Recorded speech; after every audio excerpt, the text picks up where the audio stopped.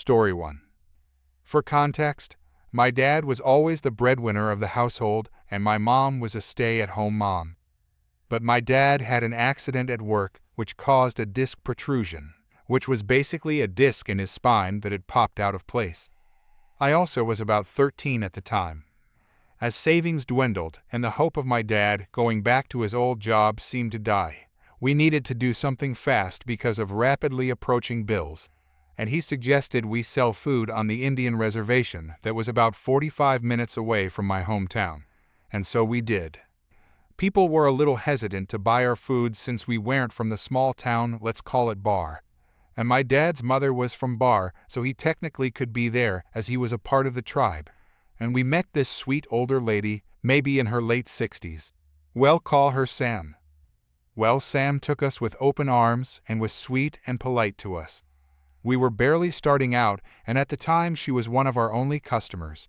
We understood we had to use gloves and have a hand-washing station. But one day Sam exploded. I have no clue if it was just a bad day for her or we just boiled her blood from day one. But she got into a verbal argument with Dad. D being my dad, Sam being Sam. Sam, can you guys please go home? D, what? Why? Sam, because you guys are stealing all of my business. D, your business. You're in a competitive market, Sam. Sam, you're not even from here. Look at your car. We own a 2012 Nissan, which we are still making payments on to this day. D, we are doing this to keep our car and to keep water running in my house. Sam, you're not from here, go away. My dad was dumbfounded that such a kind and sweet woman could switch up on us so quickly. If looks could kill, I'd have 12 daggers in my chest, judging by the way she was staring us down. She quickly returned to her car and made a phone call. My dad wasn't intimidated by her at all. Then a policeman drove up, and the pieces came together. I didn't hear what the conversation between my dad and the policeman was, but we left early that day. My dad, clearly angry, explained to us that since we all didn't have a license to sell and a permit, there are special permits and licenses to sell on the reservation. So we all took an online test which the website was given by the officer, and all of us had passed the test. We even had the permits and licenses laminated to hang them on our ice chests. A few days later, we arrived at the bar. Sam is clearly irritated by this and approaches us again. Sam, I thought I told you to go away. D, we did go away, but now we are back, and you cannot force us to leave as long as we have our permits and licenses. My dad said, presenting the paperwork to Sam. D, do you have these? My dad said mockingly. Sam gave my dad an angry look and walked back to her car and left. Each time she sold, while we sold, we would take pictures of her handling food without gloves, without the proper way of heating, and no washing station. We even got a video of her handling money, then proceeded to handle food which is highly unsanitary, and submitted it to the health services of the tribe. They were furious. The receptionist had stated that Sam had reported the most people to them. They did a background check and found out she did not have the required licenses and permits. She was then paid a visit by a health inspector. The High deemed her booth unfit for food handling and even fined her for it. Fast forward to the next year. At this point I'm 14 and it's summer in Arizona. My dad offers me $10 to stand on the street corner and spin a sign advertising our booth. It's a hit. People take pictures with me and the sign and video me dancing on the side of the road with the sign giving us more advertising in the long run. And Sam stops at the corner in her white Impala. She yelled at me. Sam, go home you wetback spick. Go do that in your hometown. And she hit the gas and sped down the road. I had walked back to my parents' booth and told them what she had said. They reported it to the police, and they took my statement and paid her a visit. Apparently she had a warrant for her arrest and spent 2 weeks in jail. I still help my family out to this day and haven't seen Sam since. I'm also sorry if I get off track a lot or seem redundant. This is my first time writing. Story 2. A little context. I have asthma, been diagnosed ever since I was 3. The smell of pesticides and detergents are among the strongest triggers for me. I always have my inhaler with me, and I learnt over the years to manage it. Now for the story. I was in the store, shopping for some frozen breakfast burritos and toilet paper. I shop a lot at that store, and usually stay away from the cleaning products aisle because of my asthma, but some rearrangements were made, and I didn't know where the toilet paper was, so I was passing through many aisles. I came at the start of the cleaning products aisle, saw what it was, and immediately bolted. There was a lady in that aisle, spraying air fresheners in the air to decide which one she liked, I guess, and saw me run away. She screamed at me, "Hey you, come here." I thought she was shouting at someone else as I wasn't wearing the uniform of the store and I had a basket in my hand. I was in the middle of my hunt for toilet paper when I felt a hand on my elbow. "I'm talking to you, you witch." I turn around to see this lady, mask at her chin, with the ugliest shade of red lipstick. I'm asthmatic and high risk for COVID for other reasons as well, so I reacted fast by taking a few steps away and saying, "Please put on your face mask, I'm high risk." She seemed really angry and said, "You can't tell me what to do. I tell you what to do. You work for me. Now come here and smell these for me and tell me which one is better." I saw this upcoming scene in slow motion, her taking off the lid of the bottle and spraying the product in my face. Twice, so I can compare between the two smells. I was already getting iffy ever since she came close to me because she smelled of the air fresheners, so my attack had already started before she sprayed. I quickly threw the basket in my hands and started looking for my inhaler in my backpack. After I got it out, she quickly grabbed my hand and told me, "Help me first, then get to your drugs, you brat." My chest was becoming really tight now. I pushed her away, causing her to stumble back a few steps, and quickly grabbed my inhaler and saved my life. I was still catching my breath and coming down from the adrenaline rush from this whole interaction when I heard, "There she is. Fire her, arrest her, I want her in jail." I looked up to see the woman with who looked like a manager. The manager looked absolutely mortified, his eyes wet wide, and he said, "Miss, are you okay?" while helping me stand up. He grabbed my shopping basket and picked up things that dropped from my backpack. "I'm better now, I just need to sit down and catch my breath," I told him. "No, you're going to fire her first. She can breathe on the way to the police station for assaulting an elderly," the Karen said. She looked no older than 35 years old. "Elderly who?" The manager. "Shut up, you idiot." The manager completely ignored her screaming and led me to his office, where I sat by the window to breathe a little. This all happened while Karen was screaming at our backs. Apparently, someone had called the police because 5 minutes after we were in the office, the police were knocking on the door. "Karen?" "Yes, finally." The manager asked me, "Would you like to press charges?" Karen's face was the carbon copy of Pikachu's shocked face. "What are you talking about? I'm the one who was assaulted by this employee." I finally had the energy to scream at her. "Oh, how can you be so stupid? I obviously don't work here. I also very obviously just had an asthma attack right in front of you. Who do you think you are, witch?" The police officer asked us for other stories. I explained what happened, and of course told the whole truth. The Karen said some nonsense that the police officer looked absolutely done with. He asked for the CCTV, and the manager gladly obliged and showed him the footage. I said that I want to press charges for assault. The police officer put the woman in cuffs and took her away. The manager gave me my stuff for free and offered to call an ambulance, but I told him I was fine and used to my asthma. I got home and enjoyed my burrito. Story 3. My life used to be so different. I was a teacher, loved my job, and adored my students. Every day was an adventure for me, but everything changed when I found that lump. It started as just another day. I was getting ready for work, rushing through my morning routine. As I was showering, my hand brushed against something unfamiliar. My heart stopped. I knew deep down what it might be, but I tried to convince myself it was nothing. I couldn't ignore it, though. The next day, I went to see a doctor. The words breast cancer hit me like a truck. My world crumbled.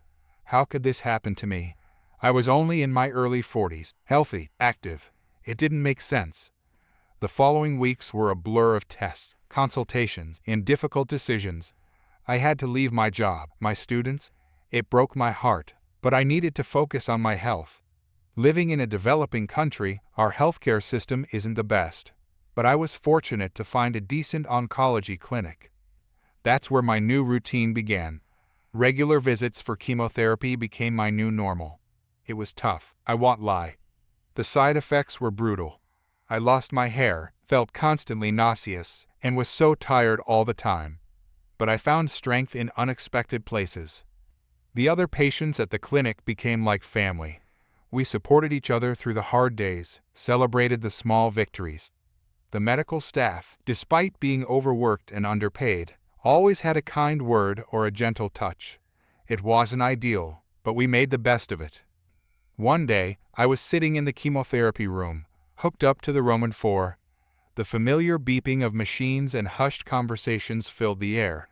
I was chatting with the elderly man next to me about our favorite TV shows when suddenly, the door burst open.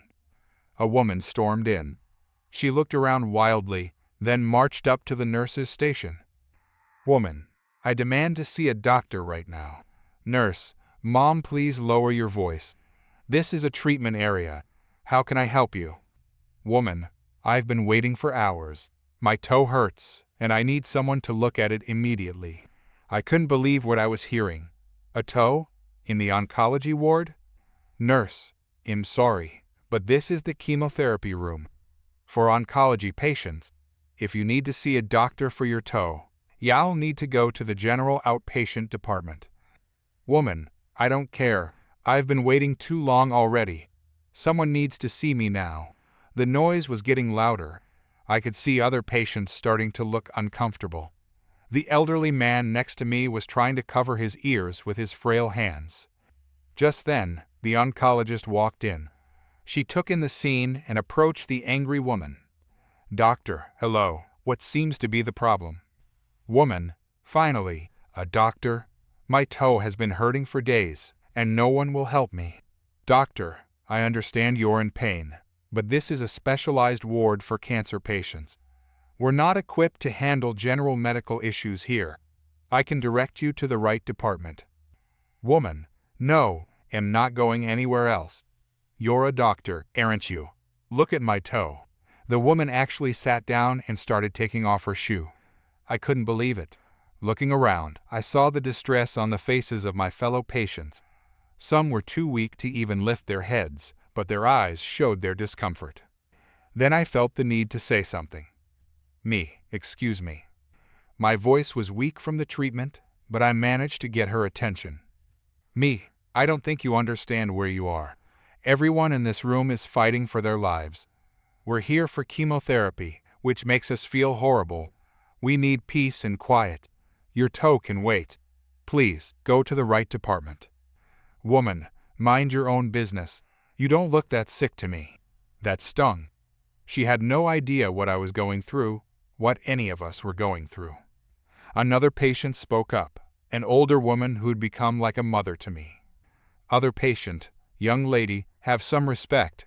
We're all suffering here. If you can walk and shout like that, you can go to the proper department." "Woman, how dare you? Do you know who I am? I'll have you all fired." "Doctor, Mom, I'm going to have to ask you to leave now. You're disturbing our patients." "Woman, I'm not going anywhere until someone looks at my toe." She was screaming now. The doctor looked at the nurse and nodded. The nurse left the room quickly. "Doctor, this is your last warning. Leave now, or I'll be forced to call security." "Woman, go ahead. Call them. I'll sue this whole hospital." A few minutes later, 2 burly security guards entered the room. "Security guard, Mom, you need to come with us." "Woman, don't touch me. I have rights." She tried to run, but in her anger, she'd forgotten she'd taken off her shoe. She tripped and fell face first onto the floor. The guards didn't waste any time. They picked her up, none too gently, and started dragging her out of the department. "Woman, let me go. I'll sue you all. You haven't heard the last of me." Her shouts faded as they took her away. We all sat in stunned silence for a moment. "Doctor, I'm so sorry about that." "Everyone, are you all okay?" There were murmurs of assent. The doctor went around, checking on each patient individually. When she got to me, she squeezed my hand. "Doctor, thank you for speaking up. You shouldn't have had to do that." Me? I couldn't just sit there and let her disrupt everything. We all have enough to deal with. "Doctor, you're right. I'll speak with the hospital administration about improving our security measures. This shouldn't happen again." The rest of the session was quieter than usual. We were all processing what had happened. As I was leaving, the nurse stopped me. "Nurse, just so you know, the police came. They surely don't take kindly to people causing trouble in hospitals. Last I saw, they were dragging that woman out to the police car. She was still yelling about her toe." The next time I came for treatment, things had changed. There was a security guard stationed outside the oncology ward. The receptionist told me they'd implemented new protocols to screen non-patients before they could enter treatment areas. Life went on. Chemo was still hard, but I kept fighting. The support of my family, fellow patients, and the medical staff made all the difference. And whenever things got tough, we'd remind each other, at least it's not as bad as Toe Lady. Story 4. A good many years ago, when I was in my mid-20s, I worked for a financial institution that did vehicle loans, mostly for luxury sedans. I was in the debtors department. Yes, that means I was the person who would call and annoy you when you had outstanding payments on the vehicle. On the other hand, I was also the person who sorted out payment plans for you or advised you on the best way forward when you'd gotten into a situation where there was no way you could afford the vehicle any longer. I was so good at the job that I actually once received a gift from a client for taking their car away. Sweet story actually, but not relevant here. I also really enjoyed the job, and because of that, I worked hard and got to know the people in pretty much every department adjacent to my work. For example, customer services, the legal team. This becomes important later. Something else that will be important later is the fact that the rest of the people I worked with were neither super excited about their work nor terrible at their jobs. They had a job to do, and they did it. They weren't going above and beyond or pulling any strings. They stayed in their lanes. One day, I end up on the line with a client who I will call Mr. Devious. Mr. Devious is very upset. He had 8 vehicles through our financial institution. They were business vehicles for cross-border deliveries. He's had a terrible run of bad luck and been unable to pay for the vehicles, and all of them had been taken. Could I please see if it would be possible to get any of them back? I checked the system and his file. A large part of the job was working with paper still, and saw that, indeed, all of his vehicles were repossessed and most of them had been auctioned already, except one. One of his vehicles was left and was literally sitting on the auction floor. Usually, once a vehicle is on the auction floor, it is pretty much considered gone. Any time up until it is moved to the auction site, it can be reclaimed after payment is made. But once it is on the auction floor, it is out of our hands.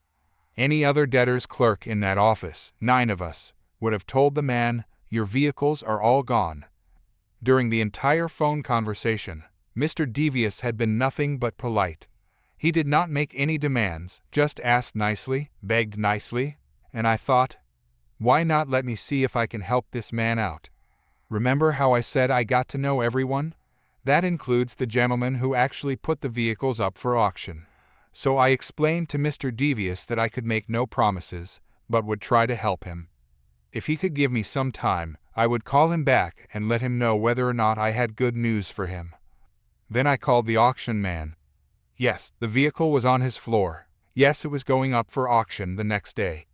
Yes, although it was highly irregular, he could pull the vehicle off the auction floor as a favor to me if the man paid up all arrears on the vehicle by the end of the day. I called Mr. Devious back and informed him of this. He was incredibly polite and thankful. He put the payment through before close of business, and I received point of purchase. So, I had the vehicle pulled from auction, although it was still in the auction warehouse. Now, I honestly cannot remember why. But for some reason, Mr. Devious had to meet me at the office to sort out one or two final things before he could get the vehicle back. Face to face in the meeting room, the nice man from the phone was gone. I have no idea what was going on in this guy's head, but he decided to basically lord it over me that he got me to get his vehicle back for him. He called me little girl. He was sexist and condescending and awful. He was doing everything but a little dance while going, "Haha, I made a girl do my bidding, I'm so clever." I stormed out of the meeting room, slamming the door, and went back to my desk. I was freaking livid. I had gone above and beyond what anyone else would have done for him, and he had the audacity to treat me like an inferior and insult me. I had pulled his car from the auction floor, but it wasn't yet back on our books. And that's when I realized that I could get perfect revenge on him by doing exactly nothing. See, the vehicle was no longer up for auction, but until I filed a bunch of paperwork, it was not on the financial institution's books either. It was sitting in perfect limbo. Ordinarily, I would never have considered just dropping the file into my bottom drawer under a bunch of paperwork that probably had never been looked at by me or the past 3 people to have sat at this desk before me. But, ordinarily, I would not be in this position after having put in my 2 weeks' notice the previous week Monday. So I dropped his paperwork into the bottom of the drawer and said my goodbyes to my colleagues 2 days later, knowing that not one of them would be interested enough to figure out where his car was and get it back for him. So what was the actual revenge? Mr. Devious paid the huge debt on the vehicle, and then I left my job before he got it back, ensuring that it would end up going on auction anyway, because he was a chauvinist pig. Story 5. This story happened a few years ago while employed as a police officer in a small, rural, 15-man department. Since being a cop, I've never had a strong desire to write tickets. Typically, my limit was 15 miles per hour over before I would even consider issuing a citation, and that might result in a 5 over ticket. 10 over and would get a warning. I tended to focus on impaired and/or uninsured drivers. In the town was a lone stretch of roadway, a couple of miles leading straight to the nearest interstate. Using this road might take a few men off your commute to homework, depending on the time of day. The road had a couple of very old homes, which had a comfortable distance from the roadway. Speed limit was 55, but not uncommon to see drivers going 15 over. We rarely got complaints. Unfortunately, one summer, we had an auto-pedestrian fatal accident. A driver was on their way to work in the early hours and hit a small child who wasn't supervised by their crappy parents. Speeding wasn't a factor in the tragedy. Following the tragedy, an order was given that we needed to seriously enforce speeding in the area. The next following weeks, I stopped anyone going over the speed limit, even 1 mile per hour over. Now, I still keep to my normal method of issuing tickets, meaning your speed needs to be excessive to get a ticket. Most of these stops consisted of me informing them of the tragedy and the importance of all of us driving more slowly. Most drivers are understanding and see what I'm trying to do. Except a few, who file complaints for stopping cars for 1 mile per hour and inconveniencing them. I get told to tone back on my proactive enforcement and just be more visible. Great. Instead of looking for bigger issues or interacting with the community, they want me to just sit in my car. So for the next couple of nights, I parked directly in front of City Hall, with my steady burns on when your lights are on, but don't flash for hours at a time. I make zero attempt at being a productive officer, and, being a vigilant and dedicated employee, I even take photographs to send to my supervisor to let him know I'm being visible. Needless to say, I get talked to about my attitude and told to go back to being normal. Side note, my sergeant later resigned shortly after I did after some super shady crap happened in the department. Before he left, he gave me an award for the most literal officer ever. I still have it. Super side note, I have another short story about malicious compliance when I was told to ticket people for long weeds in people yards. Same town, same department. We had an order from the chief stating that the mayor was concerned with long weeds in people's yards that presented a fire hazard. So the order comes out that the small town will be divided into quadrants and each officer is responsible for ticketing people in their grid. Now there were multiple issues there. Firstly, the city had very few sidewalks. This meant there was usually a stretch of ground from most people's fence to the road, which was just gravel or, in most cases, weeds. Did that land belong to the homeowner? The city? Who knows? No one would ever answer the damn question for me. Secondly, our city had multiple pieces of land and property. Most of them suffered from the issues I just mentioned. Well, 9 out of 10 properties weren't in compliance either. In fact, we had multiple brush fires started during the summer, and all but one occurred on city land. The hypocrisy was not lost on me, so I refused to enforce the long weeds. Well, a couple weeks go by, and we have an echo term for a deceased body. A middle-aged guy, down on life, ends it with a hunting rifle in a parking lot. My partner, a new officer with a few months on the job, is the primary for the investigation. As I try to help guide him, the mayor comes to our crime scene. He tells the chief about a house with really long weeds he saw on the way over. Chief sees me and must been aware I was lacking in weed enforcement, ordered me to go with the mayor. Well, the homeowner isn't home, so I tell the mayor I will investigate the matter. I ended up reviewing the city code enforcement. There was some clause about allowing time for a homeowner to be in compliance after notification. It also had a clause about the length that the homeowner had to be in non-compliance before being notified. Well, I had no idea how long their weeds hadn't been in compliance, so I first had to document the length of their weeds. Then I would have to follow up at a later point to ensure they had been non-compliant, at which point I would then notify them they had X amount of days to comply. Then I would follow up at that time. As you can imagine, this is really freaking stupid. However, we had a rule that any case that couldn't be closed by the end of the shift needed to go to investigations. The light bulb turns on.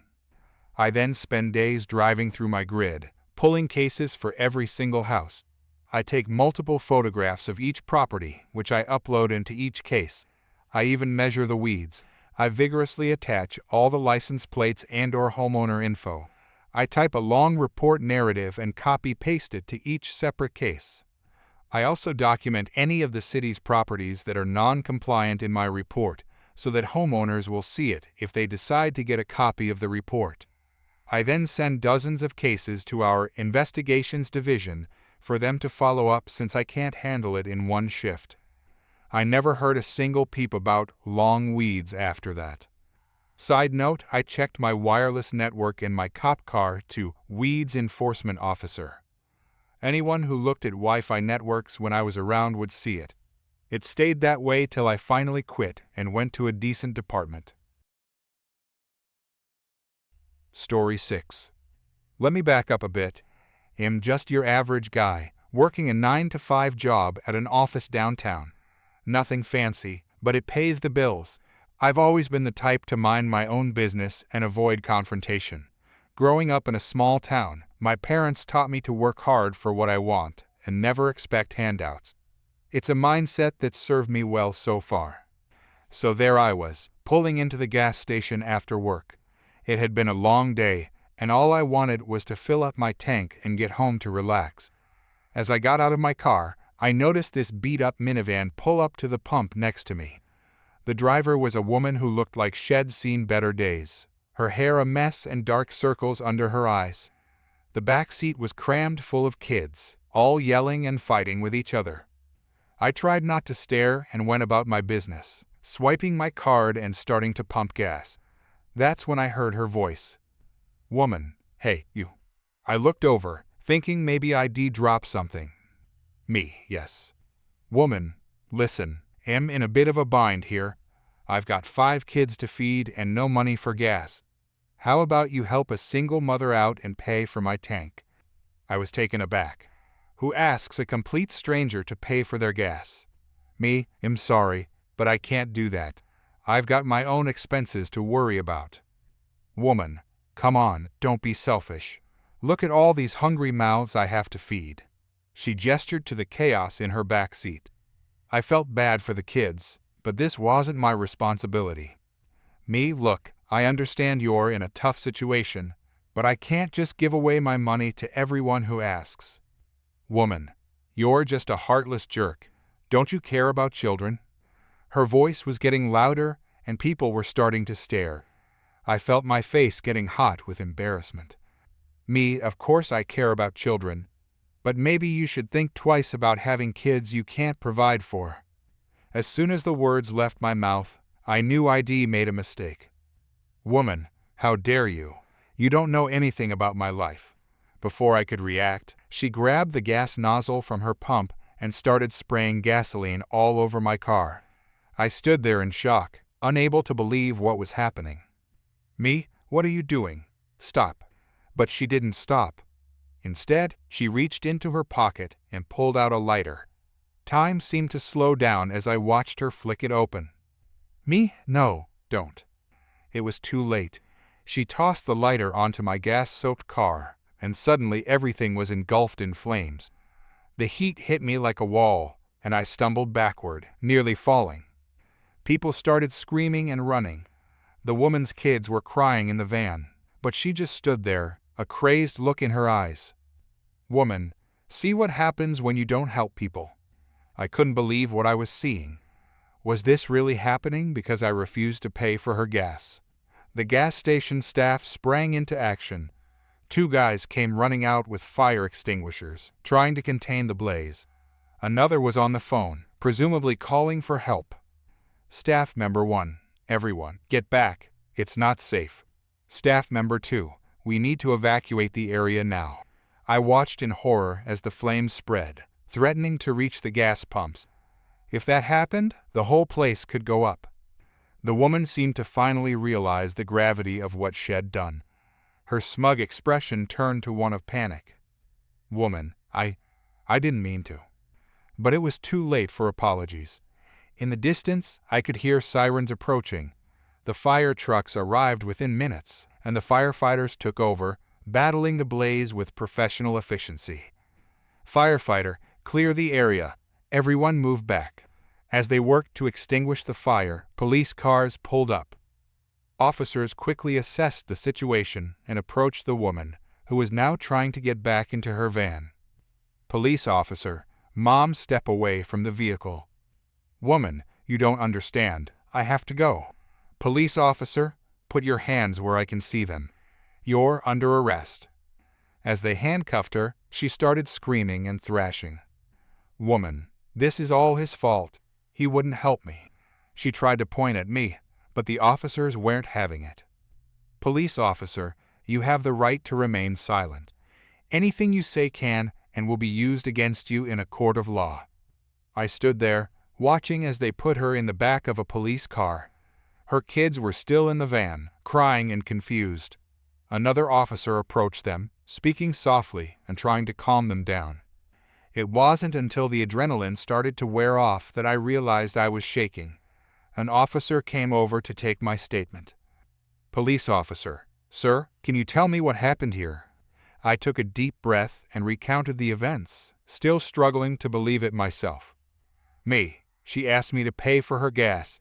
When I refused, she just lost it. Police officer, did you know this woman prior to this incident? No, never seen her before in my life. As I answered the officer's questions, I couldn't help but look over at what remained of my car. It was a charred mess, completely destroyed. I felt a wave of anger and frustration wash over me.